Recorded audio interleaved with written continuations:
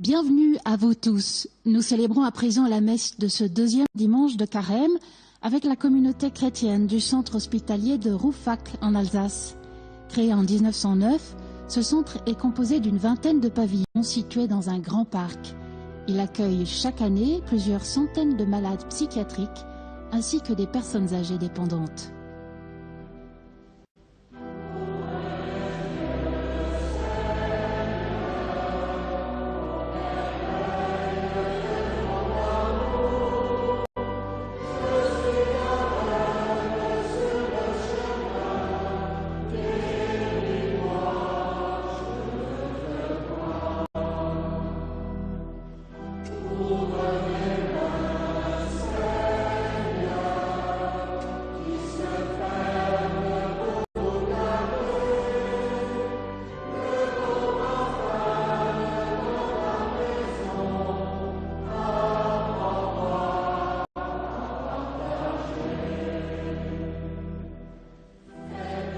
Dans l'assemblée sont présents des personnes qui fréquentent le centre hospitalier, patients et résidents, des soignants, des membres de l'aumônerie, des personnes du service évangélique des malades de Rouffach, ainsi que l'aumônier protestant de l'hôpital.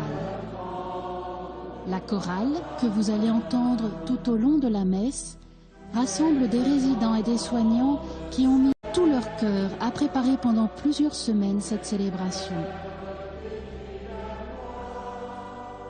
La messe est présidée par le père Claude Vinclair, le curé de la paroisse, et l'homélie sera assurée par le père Denis Ledogard, aumônier d'hôpital à Strasbourg.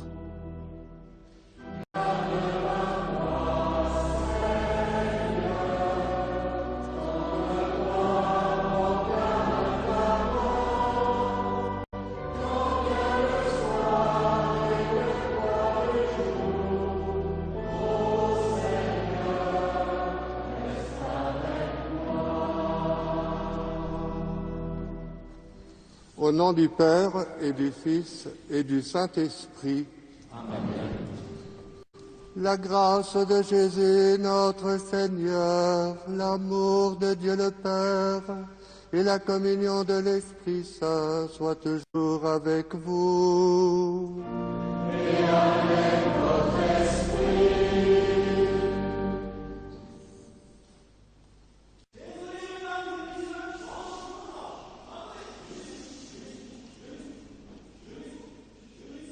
Vous qui êtes devant votre poste de télévision et vous qui venez des paroisses alentours, avec les personnes hospitalisées, les soignants, les aumôniers, nous sommes vraiment très heureux de vous accueillir en cette chapelle Saint-Vincent de Paul du centre hospitalier de Rouffach en Alsace. La souffrance psychiatrique touche la personne dans son corps, dans son âme et dans son esprit. Et pour celles et ceux qui la vivent, c'est un véritable tsunami dans leur être profond, leurs relations familiales, amicales, professionnelles. Le Christ, lui, nous aime tels que nous sommes. En ce deuxième dimanche de Carême, que la lumière du Christ brille en chacun de vos cœurs. Préparons-nous à la célébration de l'Eucharistie en reconnaissant que nous sommes pécheurs.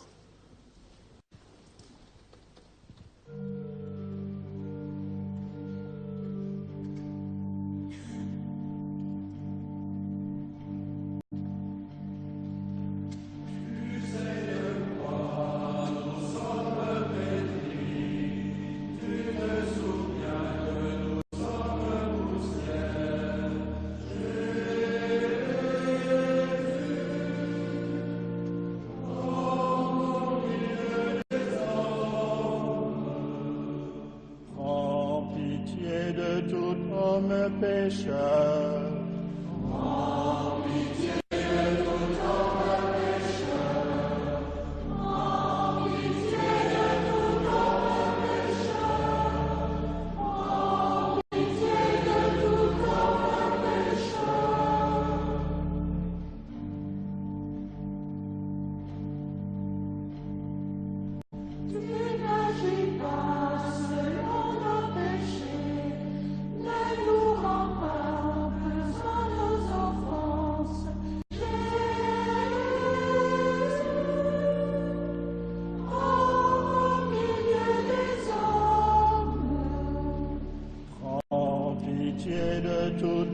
le pécheur.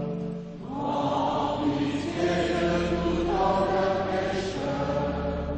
En pitié de nous dans le pécheur. En pitié de nous dans le pécheur. Que Dieu Tout-Puissant nous fasse miséricorde, qui nous pardonne nos péchés et nous conduise sur le chemin de la vie éternelle. Prions le Seigneur. Tu nous as dit, Seigneur, d'écouter ton Fils bien-aimé. Fais-nous trouver dans ta parole et vivre dans notre foi besoin. Et nous aurons le regard assez pur pour discerner ta gloire. Par Jésus-Christ, ton Fils, notre Seigneur et notre Dieu, qui règne avec toi et le Saint-Esprit, Dieu pour les siècles des siècles. Amen.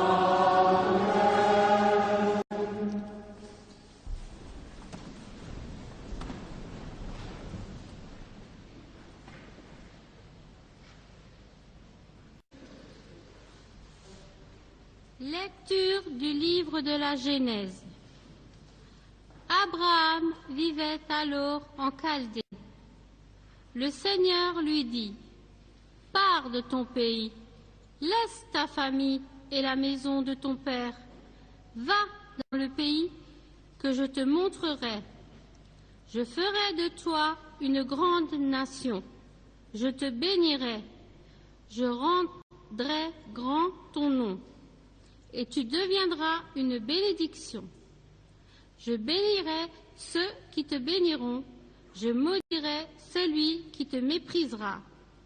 En toi seront bénies toutes les familles de la terre. » Abraham partit, comme le Seigneur le lui avait dit, et Lot partit avec lui.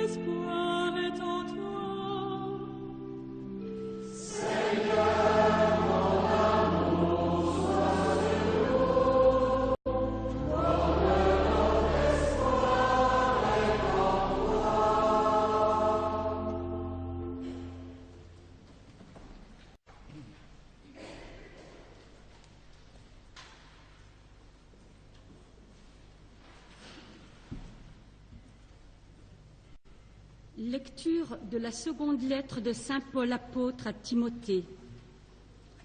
Fils bien-aimé, avec la force de Dieu, prends ta part de souffrance pour l'annonce de l'Évangile, car Dieu nous a sauvés et il nous a donné une vocation sainte, non pas à cause de nos propres actes, mais à cause de son projet à lui et de sa grâce. Cette grâce nous avait été donnée dans le Christ Jésus avant tous les siècles. Et maintenant, elle est devenue visible à nos yeux, car notre Sauveur, le Christ Jésus, s'est manifesté en détruisant la mort et en faisant resplendir la vie et l'immortalité par l'annonce de l'Évangile.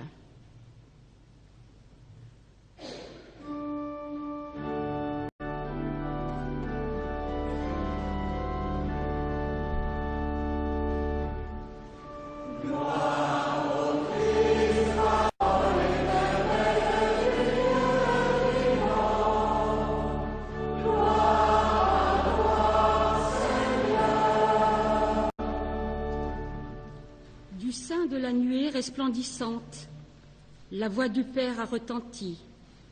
Voici mon Fils, mon bien-aimé, écoutez-le.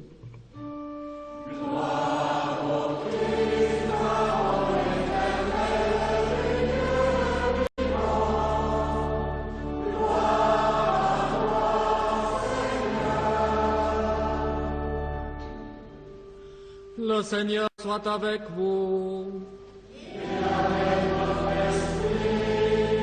Bonne nouvelle de Jésus-Christ selon saint Matthieu.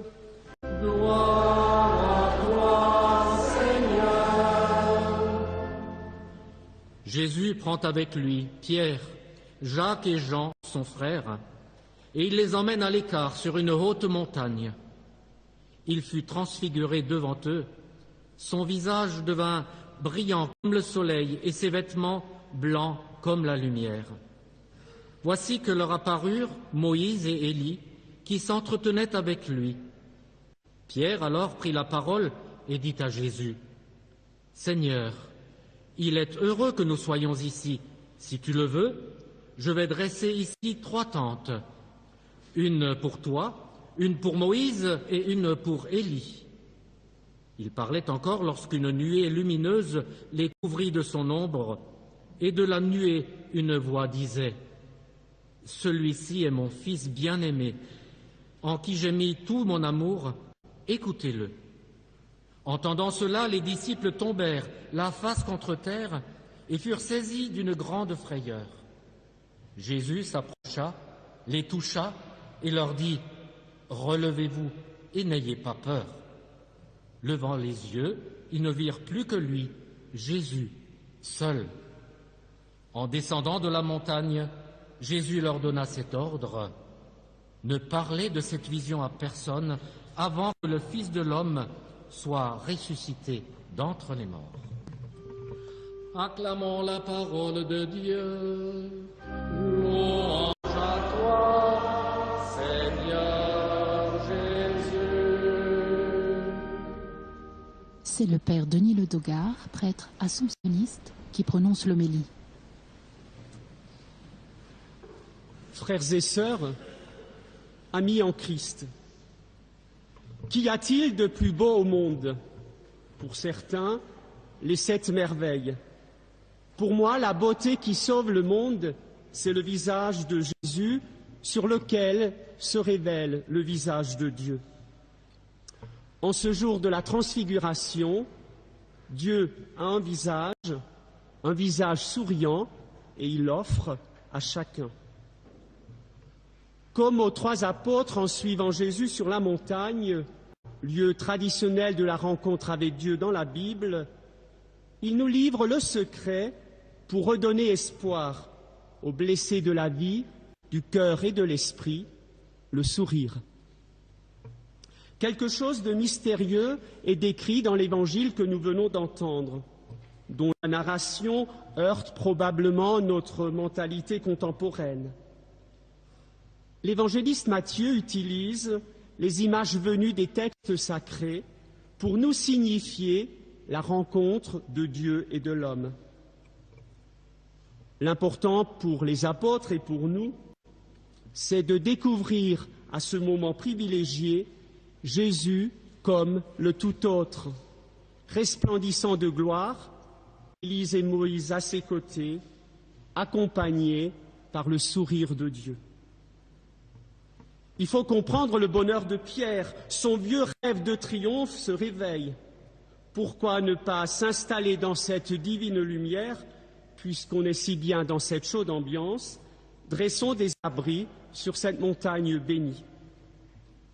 Trop beau pour être déjà vrai. Pour le Seigneur, il n'y aura pas de tente avant la croix.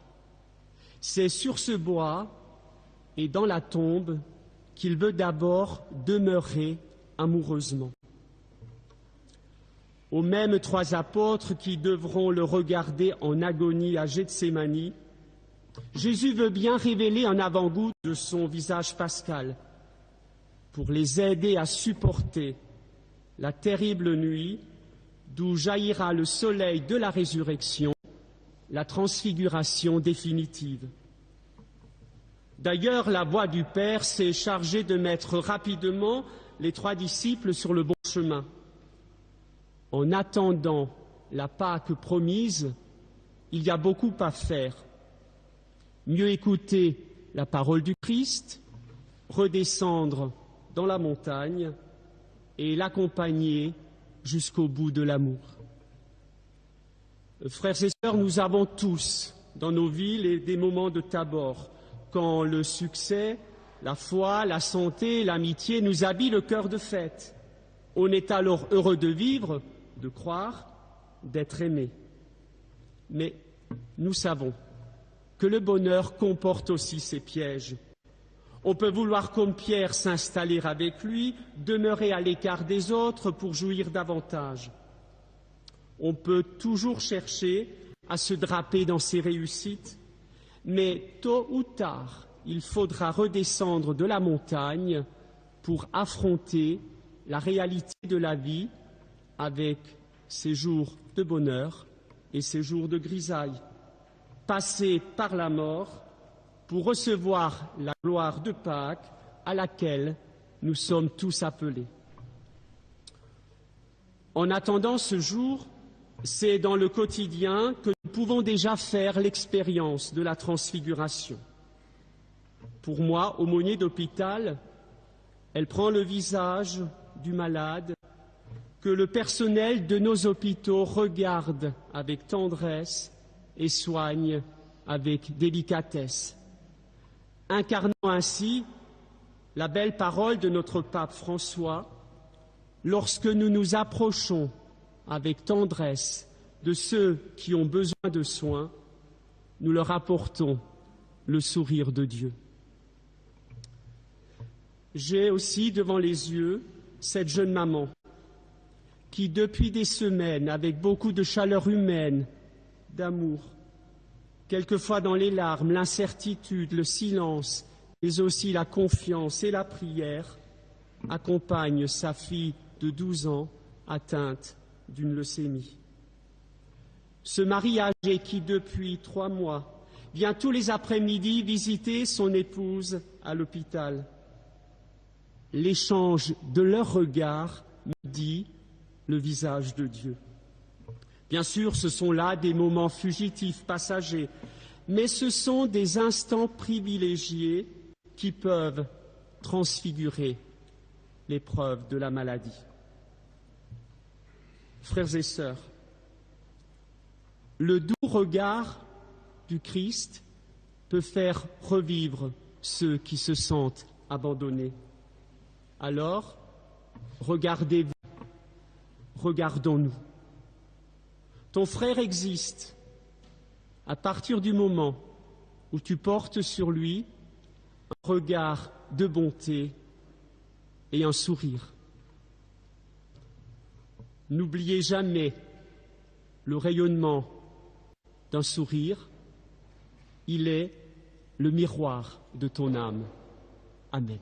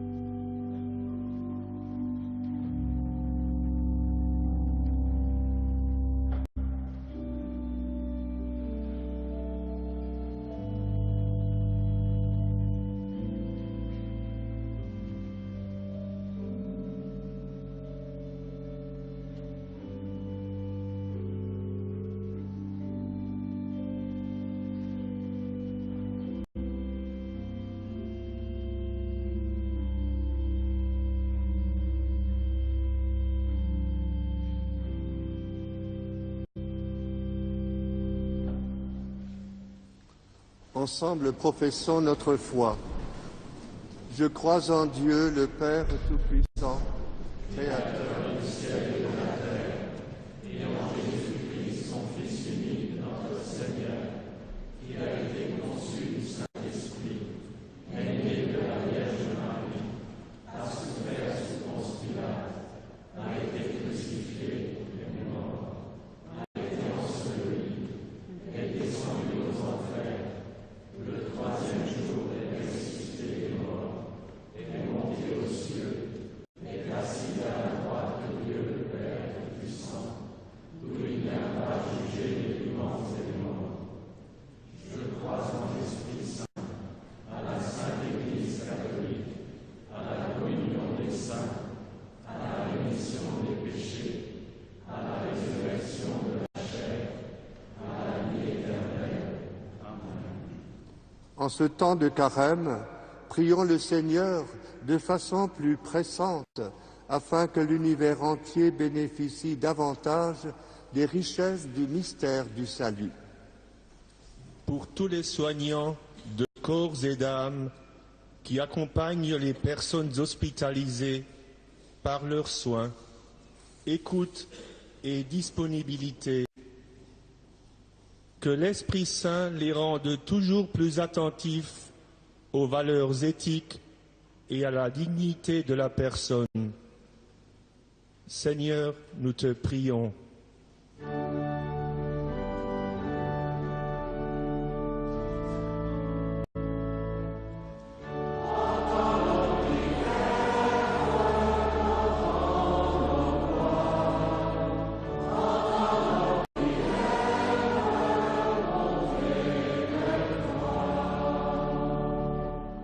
Pour celles et ceux dont le quotidien est marqué par la souffrance physique et psychologique, que l'Esprit Saint les accompagne dans leur lutte pour exister et les comble de ton amour. Seigneur, nous te prions.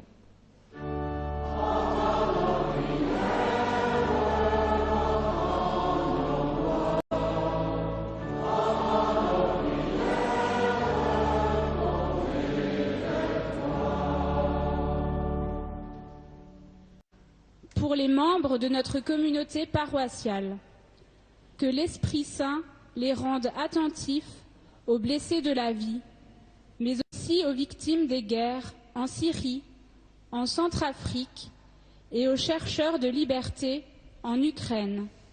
Seigneur, nous te prions.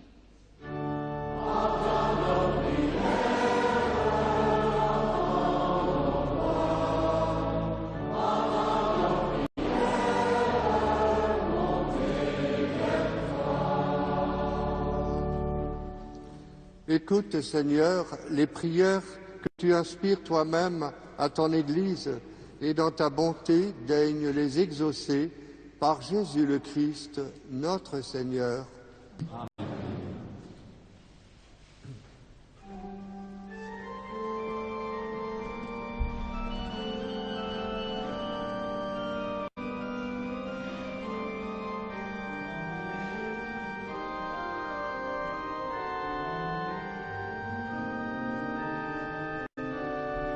Le pain et le vin sont apportés à l'autel, offrande des souffrances physiques et psychologiques des hommes et des femmes du centre hospitalier, mais aussi offrande de leur joie.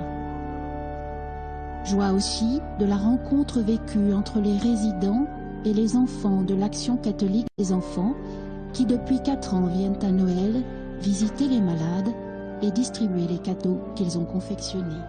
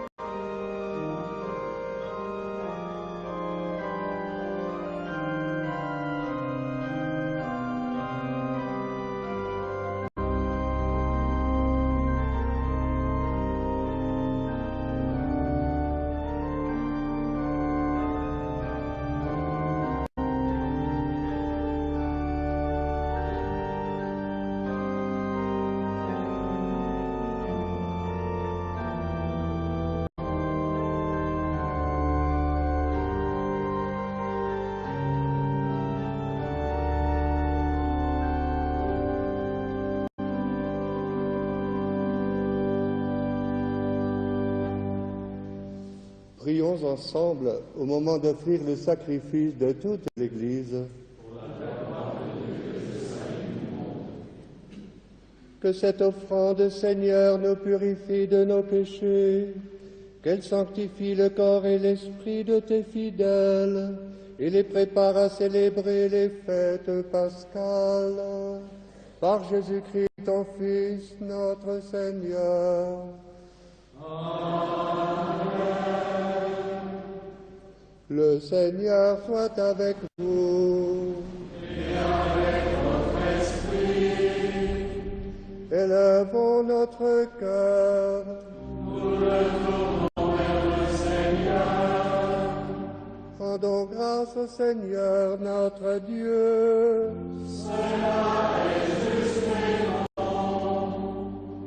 Vraiment, il est juste et bon de te rendre gloire, de t'offrir notre action de grâce, toujours et en tout lieu, à toi, Père très saint, Dieu éternel et tout-puissant, par le Christ notre Seigneur.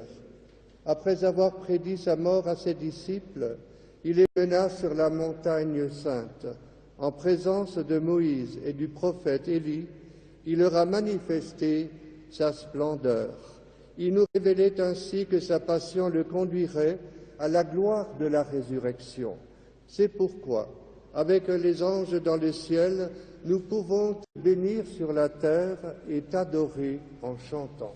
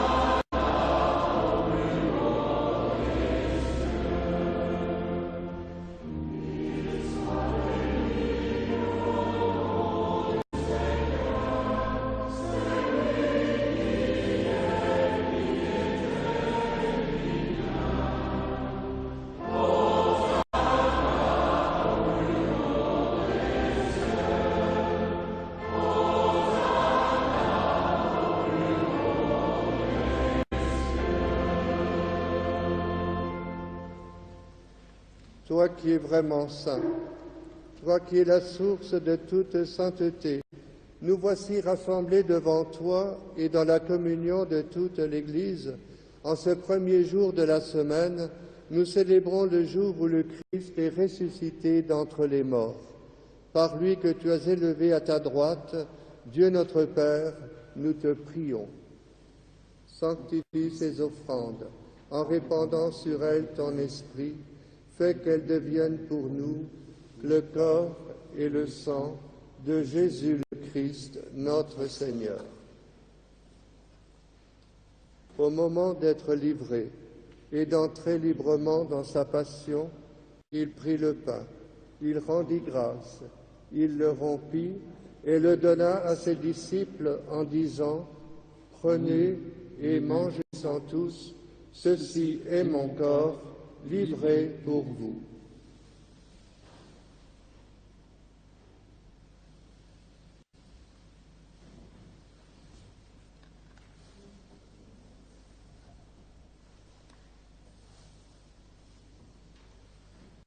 De même, à la fin du repas, il prit la coupe. De nouveau, il rendit grâce et la donna à ses disciples en disant « Prenez et buvez-en tous. Car ceci est la coupe de mon sang, le sang de l'alliance nouvelle et éternelle, qui sera versé pour vous et pour la multitude en rémission des péchés. Vous ferez cela en mémoire de moi. »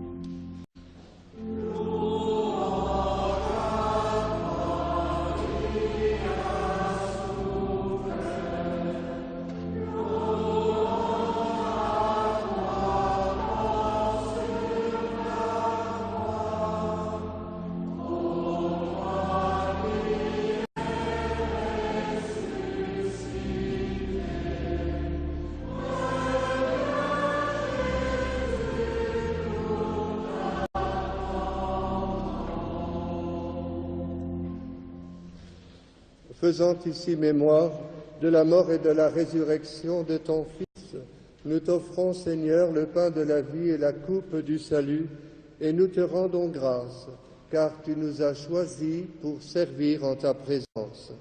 Humblement, nous te demandons qu'en ayant part au corps et au sang du Christ, nous soyons rassemblés par l'Esprit Saint en un seul corps. Souviens-toi, Seigneur, de ton Église répandue à travers le monde. Fais-la grandir dans ta charité avec le pape François, notre évêque Jean-Pierre, ses auxiliaires Christian et Vincent, et tous ceux qui ont la charge de ton peuple. Souviens-toi aussi de nos frères qui se sont endormis dans l'espérance de la résurrection, de tous les hommes qui ont quitté cette vie. Reçois-les dans ta lumière auprès de toi.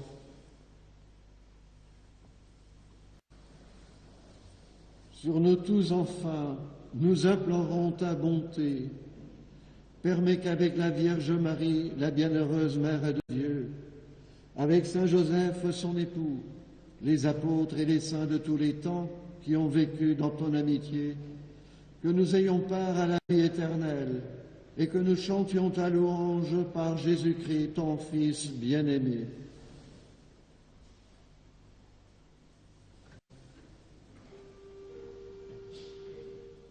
Par lui, avec lui et en lui, à toi, Dieu le Père Tout-Puissant, dans l'unité du Saint-Esprit, tout honneur et toute gloire, pour les siècles des siècles.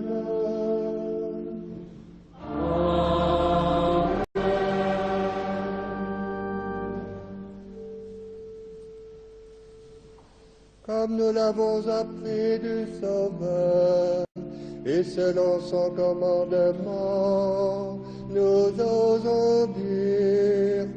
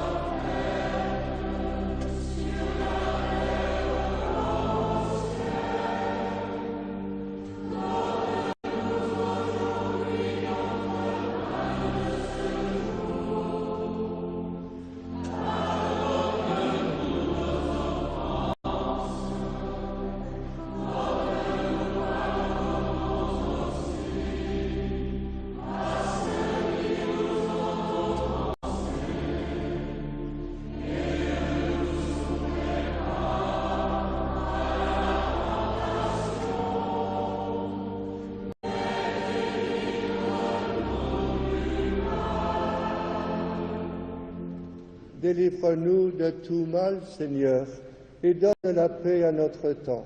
Par ta miséricorde, libère-nous du péché, rends-nous forts dans les épreuves, en cette vie où nous espérons le bonheur que tu promets et l'avènement de Jésus-Christ, notre Sauveur.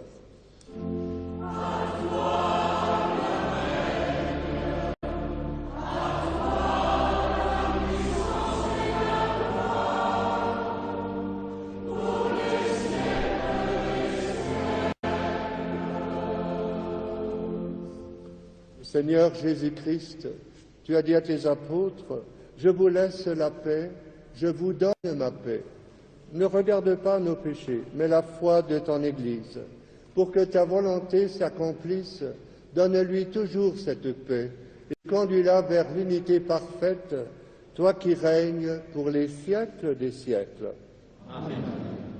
Frères et sœurs, dans cette Église ou devant votre écran, que la paix du Seigneur soit toujours avec vous. Et avec votre esprit. Dans la charité du Christ, donnez-vous la paix.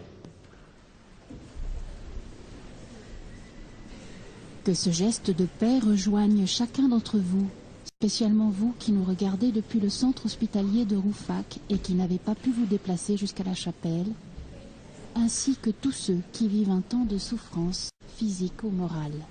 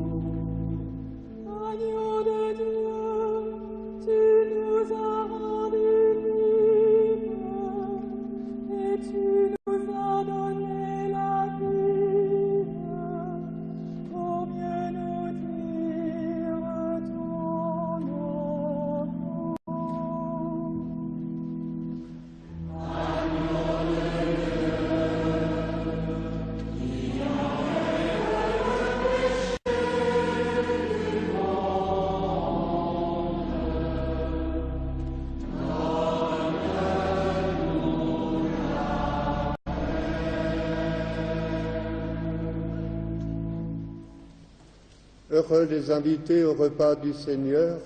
Voici l'agneau de Dieu qui enlève le péché du monde. Seigneur, je ne suis pas digne de te recevoir, mais dis seulement une parole et je serai guéri. Que le corps et le sang du Christ nous gardent pour la vie éternelle. Amen.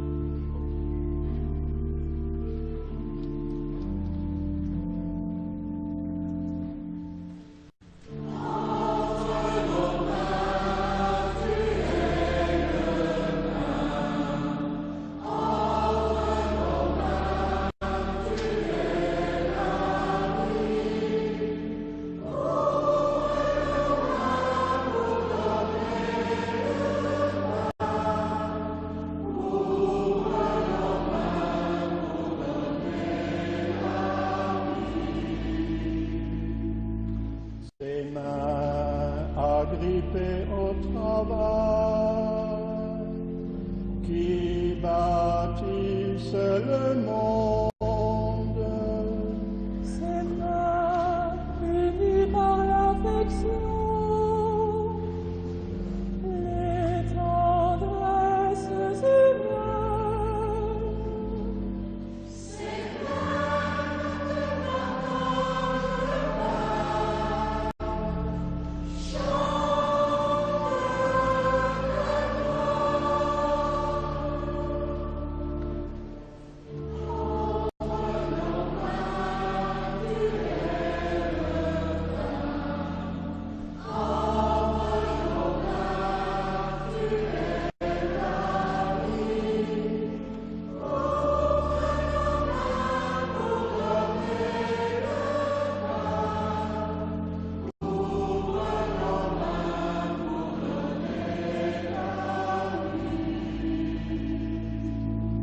Ses mains qui remettent debout, qui soignent ou qui guérissent. Ses mains qui sauvent et donnent vie, quand elles refont fugace. Ses mains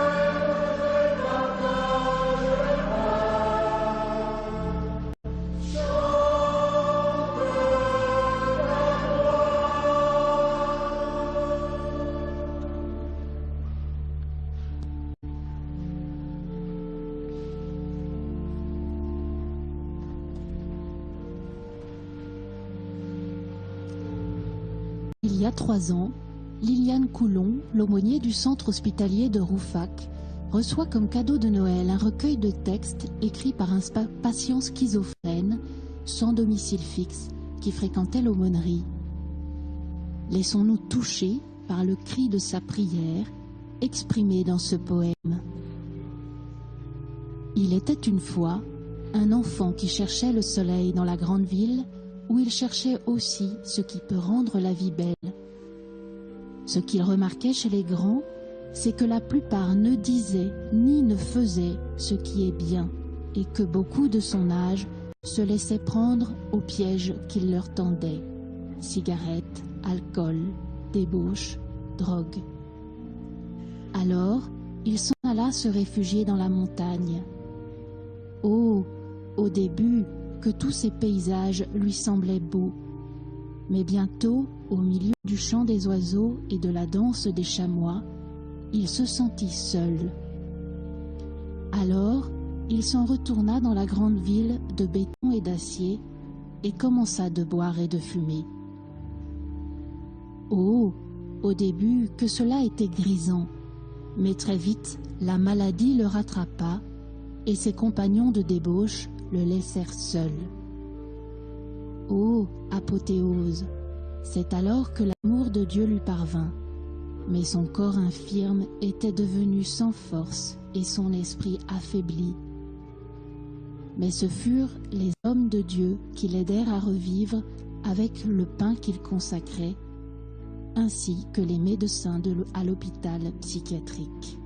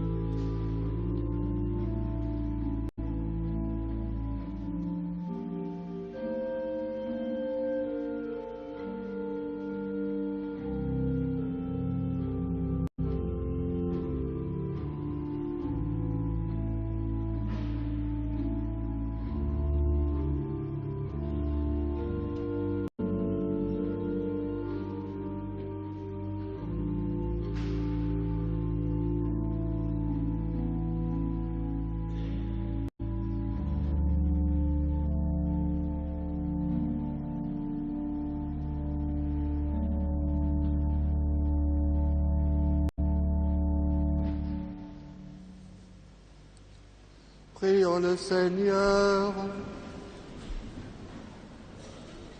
Pour avoir communié, Seigneur, au mystère de ta gloire, nous voulons te remercier. Toi qui nous donnes déjà en cette vie d'avoir part au bien de ton royaume. Par Jésus-Christ, ton Fils, notre Seigneur.